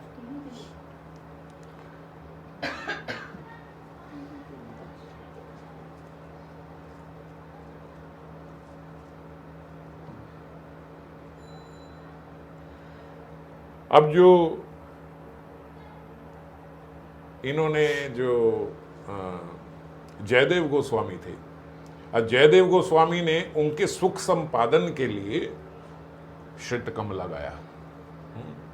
और जब गाया, जब इसकी रचना करी इस भजन की, तो गाया श्रित कमला कुच मंडलम धृत कुंडल हे कलित ललित वन माला। आगे जगन्नाथ जी बोल पड़े जय जय देव हरे। जय देव क्या अपनी रचना में भगवान की स्तुति करते हुए अपने लिए बोलेंगे जय जय देव हरे? वो क्या बोलेंगे? जय जगन्नाथ हरे, जय जगदीश हरे, यही बोला जाएगा। कभी आपने सोचा ये कि लास्ट में जय जय देव हरे क्यों आया, जय जयदेव हरे क्यों आया? जय जयदेव हरे जगन्नाथ जी बोल रहे हैं। श्रित कमला कुछ मंडलम, कुछ मंडल है, कलित ललित वनमाला, जगन्नाथ जी बोले जय जय देव हरे। जब ठाकुर जी के सुख के लिए गाया जाता है तो अति आनंदित हो जाते हैं, अति आनंदित। ये भाव जब हमारे भीतर हो कि उनके सुख संपादन के लिए है, हमारा कोई मनोरथ नहीं है, आप सुखी है जो, बस यही मनोरथ है। गोपियों का क्या मनोरथ है कि आप सुखी है जाओ, बस। और जब ये मनोरथ है तो फिर जो कृष्ण है वो आपकी जय जयकार कर रहे हैं। वो वहां पे जगन्नाथ जी, तो अभी हम यही चर्चा कर रहे हैं, जगन्नाथ जी की तो पलके तक नहीं है। आंखें खोले हर वक्त, पूरी आंखें खोले बैठे हैं कि कौन कौन आके दर्शन कर रहा है, मैं उनके दर्शन कर लूं। कोई सोने का समय नहीं है। अभी ये बता रही थी रात को 2:30 बजे दिखा रहे थे कि देखो 2:30 बजे हैं, जगन्नाथ जी के दर्शन हो रहे हैं। सोते नहीं, कुछ नहीं करते, केवल क्योंकि जगन्नाथ जी तो हैं ही श्रवण के भगवान। वो तो भगवान जगन्नाथ का रूप ही श्रवण से हुआ है। जब कृष्ण अपनी लीला सुन रहे थे, जो अंदर माता रानियों को सुना रही थी, रोहिणी माता, तो वो सुनने से ही तो वो जगन्नाथ बने। तो श्रवण तो उन्हें अति प्रिय है जगन्नाथ जी को, वो जगन्नाथ जी बने ही श्रवण से हैं। और जब उनकी वहां पे आके वो स्तुति कर रहा है तो जगन्नाथ जी तो अति आनंदित है। और जयदेव गोस्वामी का जैसा चरित्र है, हालांकि चरित्र तो बहुत लंबा है, मगर जैसा उनका भाव है, जब भक्त का वैसा भाव हो जाता है तब ये चमत्कार होते हैं कि स्तुति के पहले श्लोक की पहली लाइन उन्होंने बोली और दूसरी में वो जय जय देव हरे बोल रहे हैं। आप बोलो भैया अंत में बोलते स्तुति के, पूरी स्तुति तो सुन लेते तब बोलते जय जय देव हरे। पहले के श्लोकों में तो जय जगदीश हरे होना चाहिए था, अंत में जय जय देव हरे होना चाहिए था। क्योंकि जयदेव गोस्वामी खास हैं, बहुत प्रिय हैं भगवान के। पहले कथा करने जाते थे जयदेव गोस्वामी, इधर उधर जहां थोड़ी किसी को हरि कथा सुनने की इच्छा है वहां गए, हरि कथा करी, कीर्तन करी। एक दिन एक के घर गए, वो थोड़े समृद्ध थे, उन्होंने जयदेव गोस्वामी की पोटली में सोने के सिक्के डाल दिए। जयदेव गोस्वामी ने देखा तो ये सब कर रहे हैं, मगर संत प्रवृत्ति है, ना हर्ष हुए, ना कोई दुख है, ना लड़ाई, ना झगड़ा, जो डाल दिया ठीक है भाई, लेके जा रहे हैं। वन के रास्ते जा रहे थे तो वहां पे 4 डाकू पीछे पड़ गए। अब डाकू को भी पता ही होता है कि भैया किसके में क्या माल है, इसीलिए वो डाकू हैं। और जयदेव गोस्वामी की कोई ऐसी आसक्ति नहीं थी कि भैया ये, थोड़ा सा आगे चले, देखा कि ये 4 लोग मेरे पीछे ही चल रहे हैं। जयदेव गोस्वामी ने कहा भैया आपका क्या मनोरथ है? बोले कुछ नहीं। आप मेरे पीछे पीछे चल रहे हो? बोले नहीं, आप हमारे आगे चल रहे हो, आप पीछे चल जाओ, हम आगे चल लेते। अब आगे आगे चले, पीछे पीछे मुड़ के देखते रहे भैया आ रहा है कि नहीं आ रहा है। जयदेव गोस्वामी समझ गए कि भैया आ तो मेरे ही पीछे रहे हैं। उन्होंने कहा बताइए तो सही आपको क्या चाहिए? आपने, उन्होंने पोटली खोली, उसमें 2 सोने की मोहरें थी। बोले ये चाहिए, जाओ ये ले जाओ। क्यों इतना परेशान हो रहे हो? कहाँ इतनी आगे तक जाओगे, ये सब करोगे, इतना श्रम करोगे? भैया छोड़ो, आपको ये चाहिए आप ये लेके जाओ, मुझे ये सब चाहिए नहीं। ये पूरी पोटली खुली है, इसमें यही 2 मोहरे आपके लिए हैं, बाकी तो हमारी पोथी है, उससे तो तुम्हें कुछ करना नहीं है, ये ले जाओ। अब उन चारों ने आप बोले ठीक है ठीक है, ये लिया जाए। बोले बड़ा चालाक है ये, ऐसे कोई पोटली खोल के दिखा रहा है कि मेरे पास ये 2 सोने की मोहरें हैं, तो क्या 2 ही होंगी? जो सरलता से 2 दे रहा है, मतलब 20 होंगी इसके पास। तभी फटाफट से पोटली खोल के 2 दे दी। हर जीव दूसरे को अपने भाव के अनुरूप ही देखता है। चोरों का भाव तो ऐसा ही रहता है, छुपाव वाला। उनका सरल भाव था। उसने कहा क्या करें? बोले ये जितनी होशियारी हमारे साथ दिखा रहा है ना, ये जो 2 दे के हमें ऐसे कह रहा है जाओ जाओ जाओ, इसको छोड़ना नहीं चाहिए, मार दो। दूसरे ने कहा भैया क्यों जान से मारोगे, क्या लिया इसने हमारा, कुछ दे के ही जा रहा है ना, अपना सोने की आराम से 2 सोने की मोहरें मिल गई, हमें क्या करना। बोले नहीं, ये हमें आगे जाके पकड़वा भी देगा, ये बड़ा तेज है, ये साधारण नहीं है। अब करने को रास्ता बदल लेते, कुछ कर लेते, मगर नहीं। एक ने कहा इसको तो अच्छी सजा मिलनी चाहिए, मृत्यु भी नहीं, इसके तो हाथ पैर काट के इसको यहाँ पे डाल दो, जितनी होशियारी हमारे साथ कर रहा है। फालतू में अपने आप, दुष्ट प्रवृत्ति का जीव कैसे होता है, वो फालतू में किसी से भी सोच सोच के स्टोरी बना बना के अपनी दुश्मनी बना लेता है। अब सोच सोच में ही बना लिया कि ये तो बहुत चालाक है, इसको तो आराम से छोड़ना ही नहीं चाहिए, ये कोई साधारण भक्त नहीं है कि आराम से ही कर दे। कैसे हमें 2 वो दे के हमारे को भगा रहा है, ये कर रहा है, वो कर रहा है, आगे जाके पकड़वाएगा, इसकी अच्छी पहचान भी होगी। तभी इसने पहचान भी लिया कि हम बदमाश हैं, ये बहुत तेज है, इसको छोड़ना, इसको तो ज्यादा मारना है।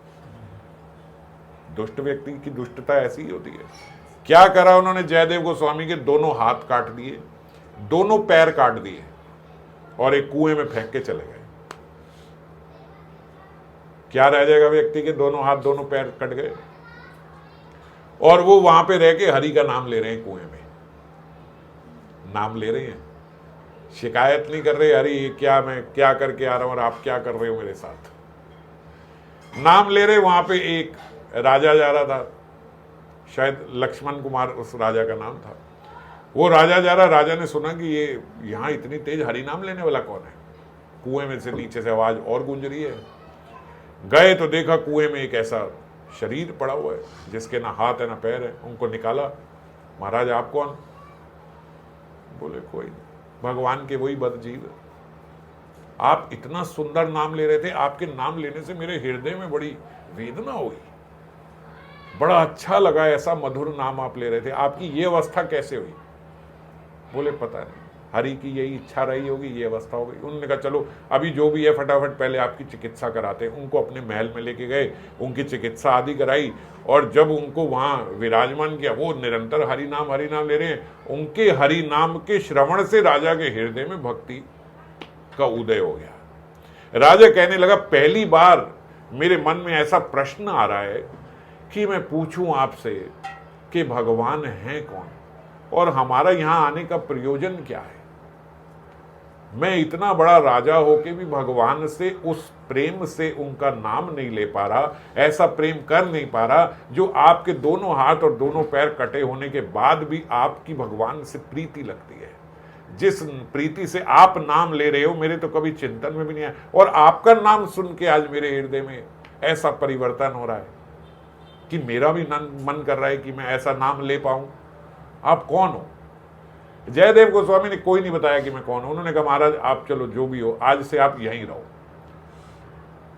वहीं रहे, निरंतर उनसे नाम सुनते सुनते राजा का हृदय और परिवर्तन हुआ। राजा ने कहा मुझे ये बताओ, मैं तो राजा हूं और दिन रात भोगों में लिप्त रहा हूं, न जाने क्या क्या भोग मैंने नहीं किया है, अब आपको क्या बताऊं, अब बताओ मेरा कल्याण कैसे होगा।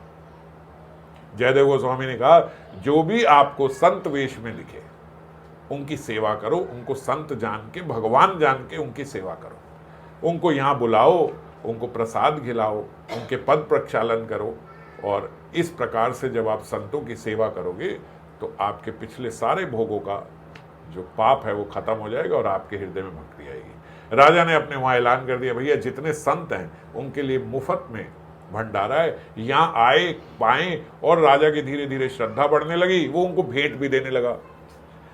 रोज ऐसा होने लगा कि अनेकों अनेक संत आ रहे हैं, उनको प्रसाद पवा रहा है, उन्हीं के पद प्रक्षालन कर रहा है। अब जब किसी के पैर वैर धोएंगे तो श्रद्धा थोड़ी और बढ़ती है। और जयदेव गोस्वामी भी बोलते थे भाई मेरे को जो है द्वार पे ही बिठा दो ताकि मैं भी संतों के दर्शन कर सकूं।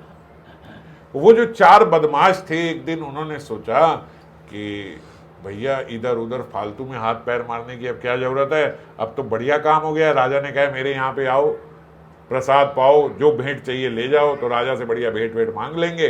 उन्होंने अपना संतवेश बना लिया, तिलक लगाया, कंठी करी और भैया चले गए। जयदेव गोस्वामी द्वार पे ही बैठे सबके दर्शन करते थे। जब वो 4 आए, चारों को जयदेव गोस्वामी ने देख लिया। वो देख के चौंक गए कि भैया ये तो यही द्वार पे बैठा है। वो बड़े सकुचा के मुंह नीचे करके अपना कपड़ा बपड़ा लेके निकलने के प्रयास करे। उन्होंने मंत्रियों को बुलाया, जयदेव गोस्वामी ने इधर, ये जो 4 गए हैं ना, ये हमारे खास है और बहुत प्रिय हैं हमें, इनकी खास सेवा करना, इन्हें जो चाहिए वो देना। बोले महाराज ये तो बड़े सकुचाते हुए जा रहे हैं। बोले यही इनकी खासियत है, छुपेंगे छुपाएंगे दिखाएंगे नहीं, मगर आप इनकी बहुत सेवा करना। उन्होंने राजा को बताया। राजा ने कहा भाई वो तो हमारे गुरु समान है जयदेव गोस्वामी, तो अब गुरु मानने लग गए थे उन्हें कि इतने बड़े संत हैं सब हैं। उन्होंने कहा वो तो हमारे गुरु जी के खास आए हैं, तो भैया उनकी तो खूब सेवा होनी चाहिए। खूब खिलाया पिलाया उन्हें। अंत में राजा खुद उनके प्रत प्रक्षालन करके अंत में पूछा महाराज आपके लिए कुछ और विशेष सेवा कर सकते हो। बोले ऐसे तो हम किसी से मांगते नहीं है, मगर अगर थोड़ा धन हमें आप दे दो तो हमारा भजन अच्छे। बोले थोड़ा? उन्होंने मंत्री को जाके बोला कि सारा राजकोष खोल दो, इन्हें जो चाहिए जितना ये ले जा सके ले जाने दो। उन्होंने धोती पोती भी खोल दी अपनी सारी बड़ी, और बढ़िया पोथरी बना के इतना सामान सोने जेवरात भर लिए कि उठाया नहीं जा रहा।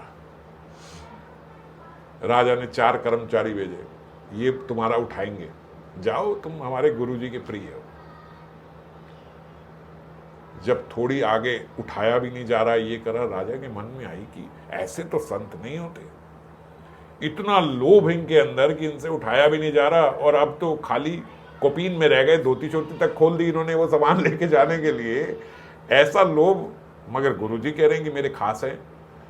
तो अब राजा के भीतर संशय हुआ कि वो कह रहे हैं मेरे खास है, खास ऐसे ही होते हैं। राजा ने उनसे जाके पूछा भैया इधर ये सब आप ले जाओ, ये सब कोई समस्या नहीं है, ये सब आपका है जो आपने इकट्ठा कर लिया।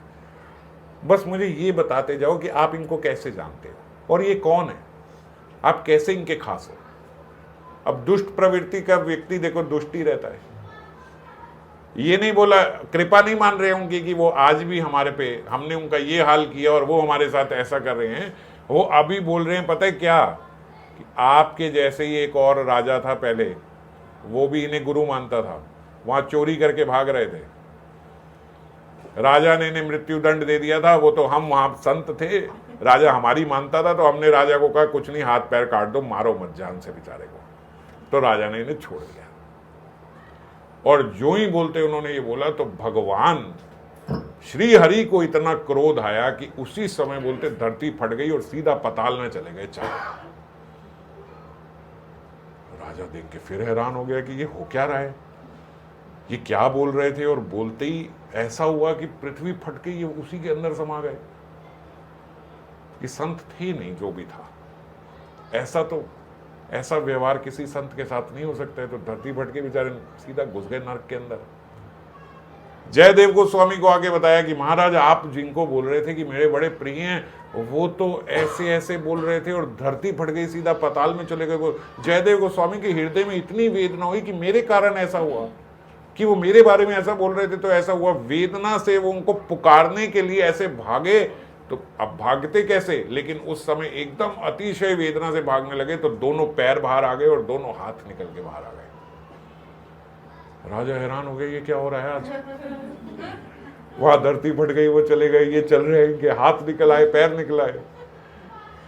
राजा चरणों में पड़ गया, बोला महाराज आप कुछ भी कहो, जिज्ञासा पूर्वक आपसे पूछना चाहता हूं, ये कौन थे ऐसा कि क्या आए, ऐसी हलबली मच गई, वो धरती के अंदर घुस गए, आपके हाथ पैर बाहर आ गए, ये क्या हो रहा है। ऐसा हो गया। फिर जयदेव गोस्वामी ने उन्हें बताया कि ये ऐसे ऐसे 4 थे, बदमाश इन्होंने हमारे ऐसे हाथ पैर काट दिए थे, पर इनका कसूर नहीं है, वो तो ठाकुर जी ने कटवाने ही होंगे, उनको माध्यम बना के भेज दिया, उन्होंने कटवा दिया। आज ठाकुर जी ने हाथ निकालने होंगे, निकाल दिया। मगर इस सब क्रिया में ठाकुर जी ने उनको पता नहीं क्यों ऐसे पताल लोक में भेज दिया। उनकी तो गलती नहीं थी, वो तो आप जो कराना चाहते थे वो बेचारे वही कर रहे थे, वो ठाकुर जी से लड़ रहे हैं।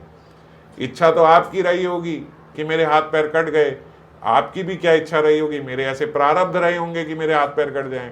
वो तो बेचारे पोस्टमैन थे, वो तो माध्यम ही थे बेचारे, उनको क्यों आपने पताल में ले गए, ये ले गए, वो ले गए। उनके लिए वेदना करते करते वो सब उनको बता रहे हैं। ऐसा चरित्र जिन महात्मा का होगा, जिस भक्त का होगा, उसी के लिए भगवान बोल सकते हैं जय जय देव हरे। आज भी सारे भक्त स्तुति भगवान की करते हैं, लेकिन साथ में जय जय देव हरे गाते हैं, क्योंकि ऐसा चरित्र है।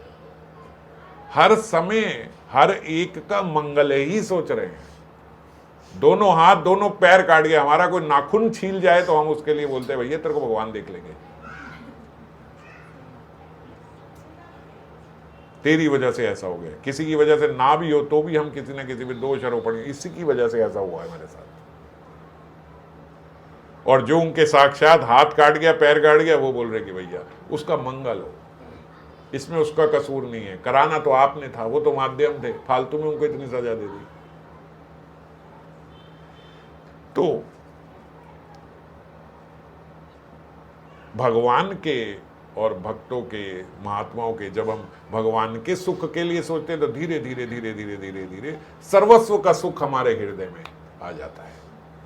किसी सबका कल्याण हो, किसी के साथ खराब नहीं होना चाहिए। और जो भगवान के सुख संपादन के लिए सबसे पहले प्रारंभ कहां से होता है? केवल हरि के सुख के लिए क्रिया करना।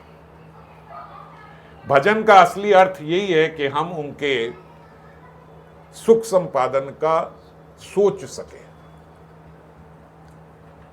आप किसमें सुखी होंगे? हमारे मन में ये ना आए कि भैया आज द्वादशी पे सुबह सुबह मन कर रहा है मेरा शाही पनीर बनाने का, तो भैया शाही पनीर बना के भोग लगाया जाए। और भक्त तो इतना चतुर होता है, वो बोलता है भगवान की इच्छा होगी ना शाही पनीर, इसलिए उन्होंने मेरे मन में डाल दिया शाही पनीर।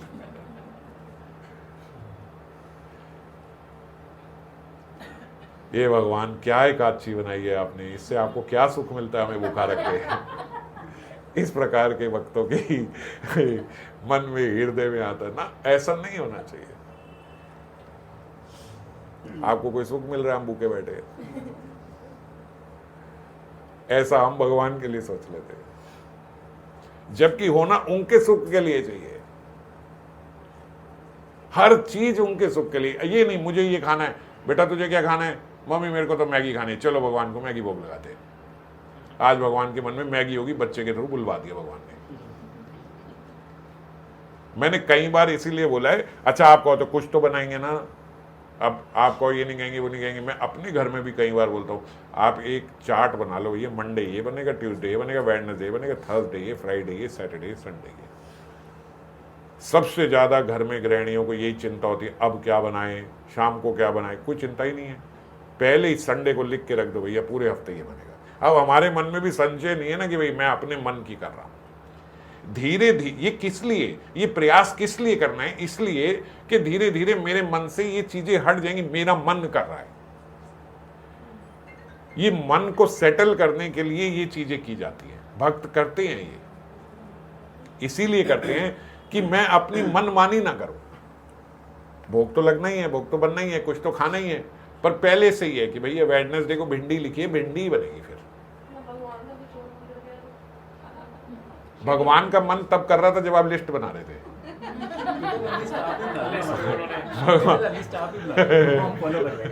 भगवान ने आपसे लिस्ट बनवाने वक्त अपना मन रख दिया था। ये नहीं, ये देखो, ये मन की बात है। हमारा मन अभी मर रहा है, ये बात सोचने में मर रहा है। ये 3 ऑप्शन रख देना, उस वक्त बाई चांस अगर वो मन नहीं किया। इतना हावी है मन हमारे पे कि अभी तो मैं लिस्ट की बात कर रहा हूँ तो ही अलग अलग ऑप्शंस आ गई है। मंडे की 3 ऑप्शन देना। और द्वादशी का उसमें मेंशन मत करना, द्वादशी को कम से कम छूट दे देना कि जो हमें खाना हो वो खाए। ऐसा नहीं होना चाहिए। जब ये मन मरेगा तभी हमारे भीतर ये भाव आएगा उनको, क्योंकि देखो उनको सुख देने में सबसे बड़ी बात क्या है कि मेरे मन की कोई है ही नहीं।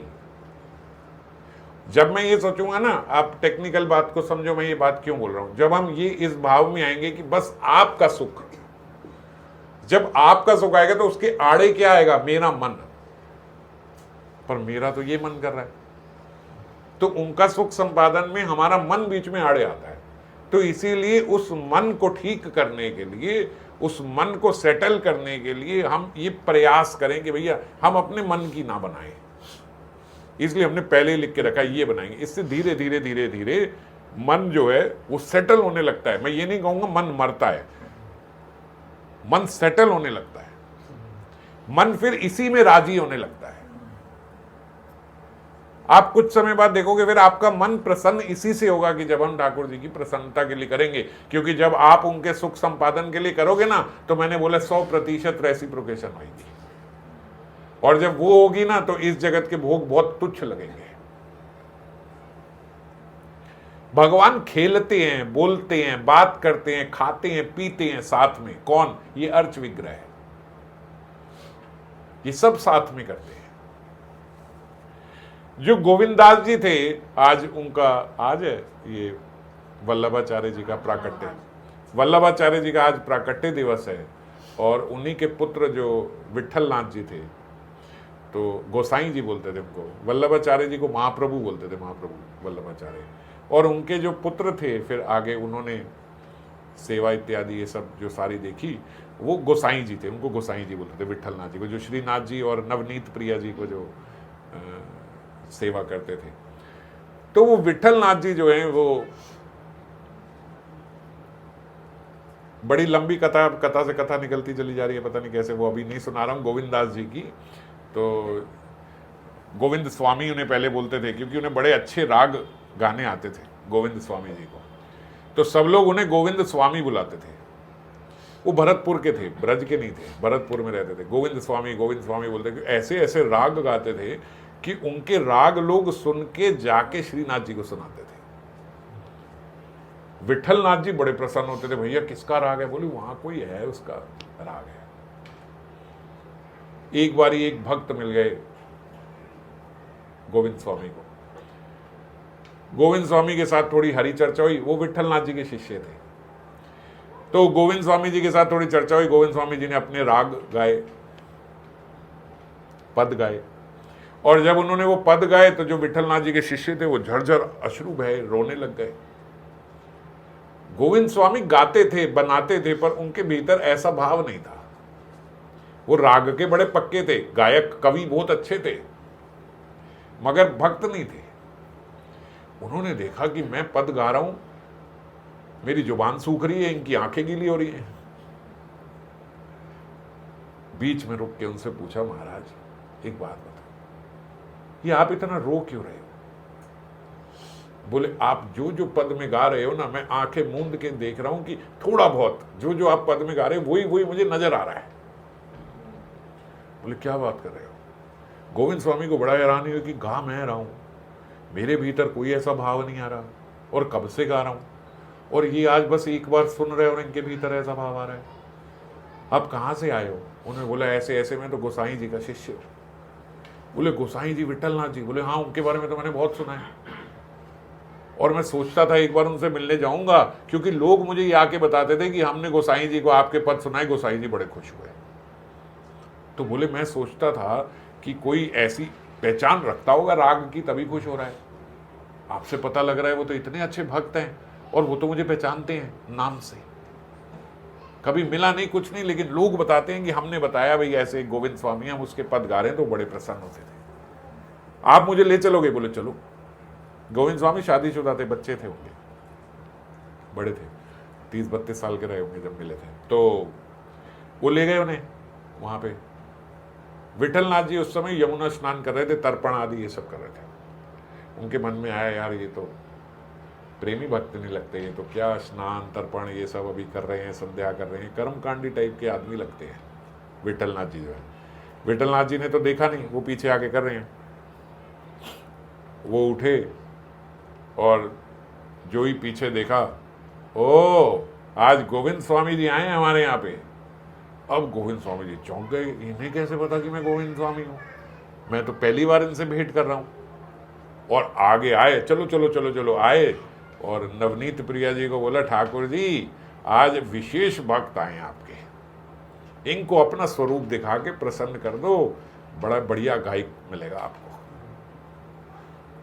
और नवनीत जी ने बोले, जब पट खोले तो नवनीत प्रिया जी के ऐसे दर्शन हुए, उनको ऐसे दर्शन हुए, उसके बाद गोविंद स्वामी कभी घर नहीं गए वापस, वहीं रुक गए। और फिर विठलनाथ जी से चर्चा करी, बड़ी लंबी, अब चलो उनके चरित्र की कथा है, भक्त बन गए।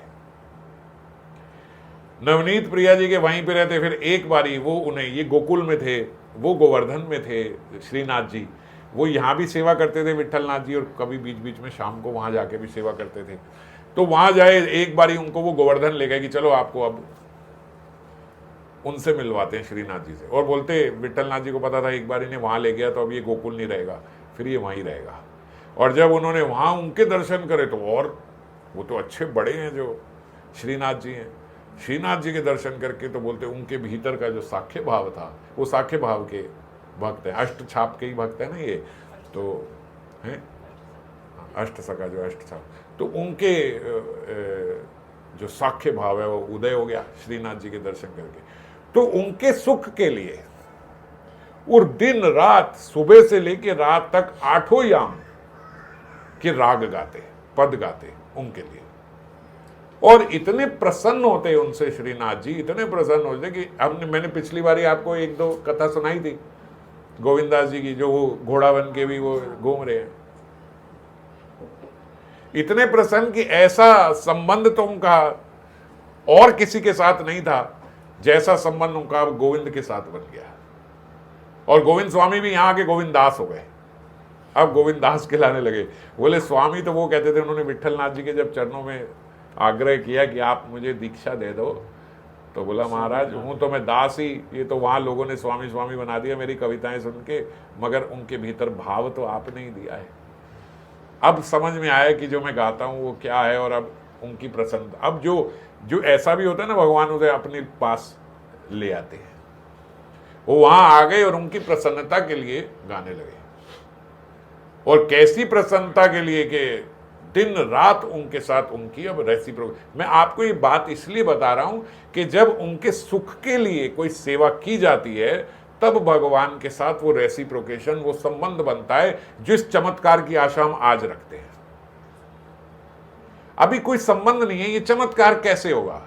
हम कथा सुनते हैं भक्तमाला की, मेरे साथ तो ऐसा नहीं होता, मैंने तो कभी ऐसा नहीं देखा। कई बारी कई लोग मनोकल्पित भी मान लेते हैं, ऐसे लिख ज्यादा दिया जाता है, अतिशोक्ति, ऐसा तो नहीं होता। ऐसा होता तब है जब हम उनके सुख का संपादन करते हैं, तब ऐसा होता है। जब गोविंद स्वामी कुछ नहीं, बस राग पद गाते थे उनकी प्रसन्नता के लिए, और जब उनकी प्रसन्नता के लिए गाते थे तो बोले ऐसे कि वो राग गा रहे हैं और वहां से श्रीनाथ जी जो है कंचा उठा के टक मारते इसको। गोविंद स्वामी राग में ऐसे हो जाते कि भैया गा रहा हूं और इस समय ऐसे कर रहे हैं, फिर उठा के टक मारा, फिर उठा के टक मारा। उसके बाद भोग लगने लगा, भोग लगने के बाद आरती हो रही। जब आरती हो रही तो गोविंद जी, वो जो गोविंद जी, अब जब आरती हो रही ना, तो उस समय वो आरती गा रहे थे, वो पद नहीं गा रहे थे उस समय। अब उनके भी मन में आई कि जब मैं पद गा रहा था तब बड़े मार रहे थे, उन्होंने भी, वो बेर मार रहे थे अपने जो वहां पड़े थे, उन्होंने भी एक बेर उठाया और मारा श्रीनाथ जी के माथे पे एक। अब कर तू, तब अब तो तेरी आरती हो रही है ना, तब बड़ा टक टक टक कर रहा। बेर आके लगा, विठलनाथ जी ने देखा भैया, आंखें लाल हो गई, गोविंद पागल हो गया क्या ये? मैं आरती कर उठा के सर पे बेर मार रहा हूं। आरती करके लाल आंखों से उन्हें पूछा, गोविंद दास पागल तो नहीं हो गए? और वो उसी भाव में थे, साख्य भाव में अपने। बोले मैं पागल है गयो, ये ना पागल है गयो जिसने मेरे को 8 बार मारा जब मैं कर रहा था, पद गा रहा था इनके लिए, तब 8 बार मेरे को मारा, मेरा राग बिगाड़ने की इन्होंने कोशिश करी, एक इनके मार दी तो मैं पागल हो गया। वो अपना पूत बाकी के कपूत है, क्योंकि उनका वात्सल्य भाव था। बोले अपना पूत सपूत लगता है, बाकी तो कपूत है ना। विठलनाथ जी ने नाथ जी को पूछा, आपने भी मारा था? बोले श्रीनाथ जी की आंखें नीचे हो गई, मुंह नीचे करके बोले जब 8 मारोगे तो 1 पड़ेगी भी फिर। ऐसी ऐसी श्रीनाथ जी के साथ लीलाएं हैं उनकी। बोले एक बार एक टीले पे बैठे हुए थे गोविंदास जी, गा रहे थे, जैसे रियाज करते हैं ना, ऐसे उस वहां बैठ के रियाज कर रहे, और उन्होंने बोले थोड़ा ऊंचा तान लो, ऊंचा तान लो, ऊंचा, ऊंचा। तो वो एक मदन मोहन जी थे, मदन मोहन दास, वो भी विट्ठल जी के शिष्य थे। मदन मोहन दास ने देखा, उन्होंने कहा बावरा हो गया, तो खुद ही गा रहा है, खुद ही बोल रहा है हाँ ऊंचा तान लो, हाँ ऊंचा तान लो, और ऊंचा तान लो, ये सही नहीं लिया, फिर ऊंचा तान लो। उन्होंने कहा पागल हो गए ये गोविंदास। अब उसके मन में आया ये पागल हो गया है, महाराज जी को बताऊंगा, गोसाई जी को, कि ये इसको आप बोलते बोलते ना ये सर चढ़ गया, इसका दिमाग खराब होता चला जा रहा है। और जब उनका संशय ये मन में आया तो बोलते विट्ठल नाथ जी जो थे वो भी बड़े पहुंचे हुए साधु महात्मा संत थे। उन्होंने जब देखा उनके मन में आ गया कि भैया ये क्या है, जैसे ही वो आए और थोड़ी देर बाद गोविंदास आया तो गोविंदास जी से पूछने लगे, क्यों गोविंदा, सीख रहा है कन्हैया तेरे से भी ठीक से? ये हमारा पूत भी सीख रहा है? बोले हाँ सीख तो रहा है अच्छे से। अब मदन दास जी को पता लगा कि उनके साथ कन्हैया बैठे थे जो मुझे दिखते नहीं है। बोले अच्छा इधर आ गोविंदा, एक बात बता। विट्ठल नाथ जी बोल रहे, ललाई तो के एक बात बता, कन्हैया कैसा गाता है, उसकी आवाज कैसी है? बोले आप कहो तो मैं अभी आपके सामने इनको बिठा के गाऊं। बोले ना ना, मेरा भाव अलग है, वो मेरे सामने खुद आए तो आए, तेरे कहने से आएगा ऐसा श्रम नहीं कराना मुझे उनसे। लाला खुद आएगा तो आएगा, गाएगा, पर तेरे साथ जो उनका संबंध है ना वो अलग ही है। तेरे सामने गाता है, आज तक मैंने नहीं सुना, एक बार बता तो कैसा गाता है वो? बोले सच बोलूं, नाटक करता है कि उसे आता नहीं है। जब वो गाता है ना तो मेरे रोंगटे खड़े हो जाते हैं, ऐसा सुर गाता है, सब जानता है वो। पर बोले पर क्या, कभी कभी बेसुरा भी गाता है क्या? बोले नहीं ये नहीं।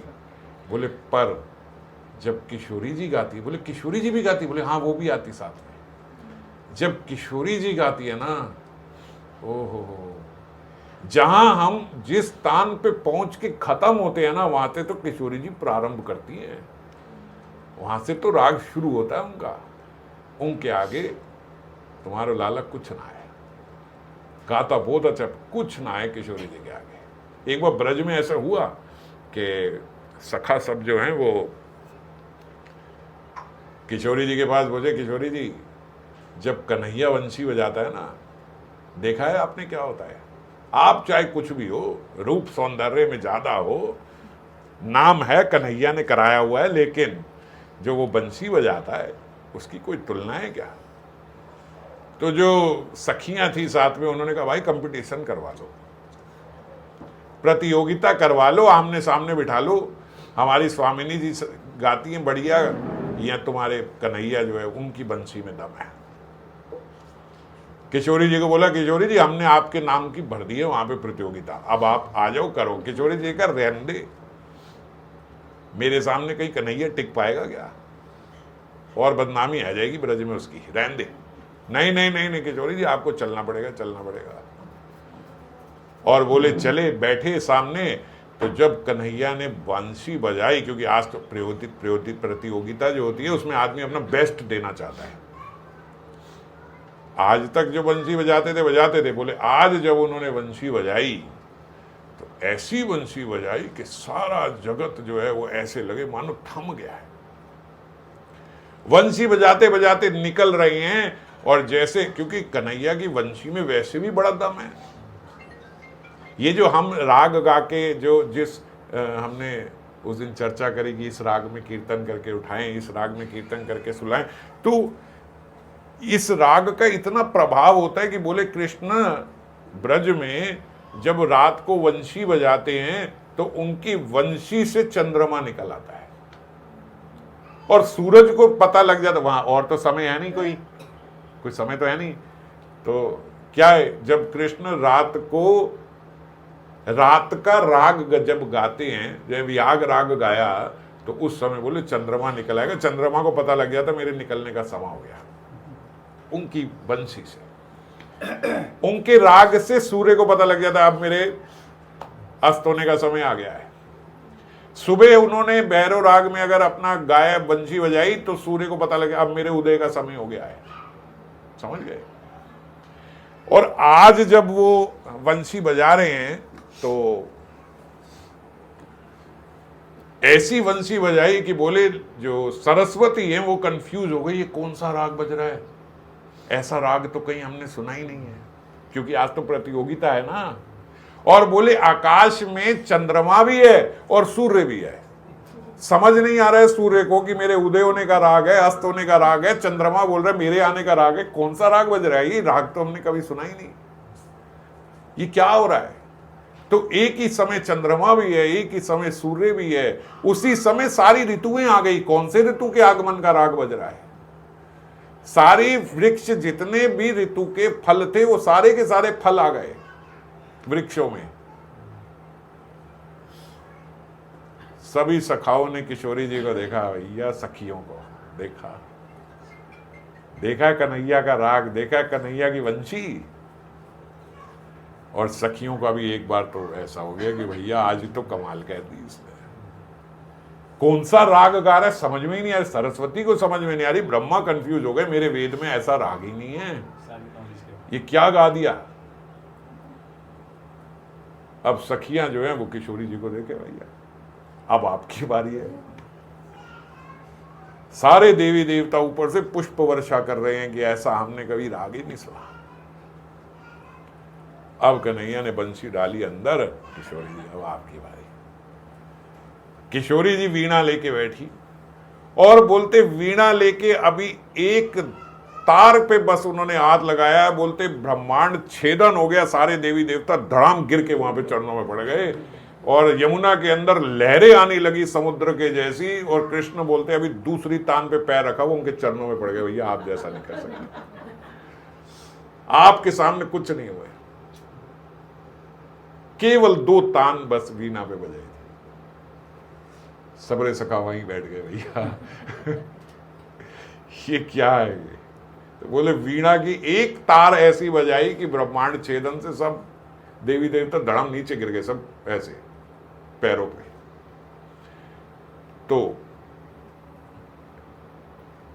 गोविंदास जी बता रहे हैं कि भैया लाला तो बहुत अच्छा गाता है, पर किशोरी जी जो है ना वो राग सुन के तो बहुत आनंद होता, बहुत आनंद। ऐसी रेसिप्रोकेशन उन्हीं भक्तों के साथ होती है, ऐसी लीला उन्हीं को दिखती है, उन्हीं के साथ होती है जिनको अपना कुछ है नहीं, केवल उनके सुख संपादन के लिए।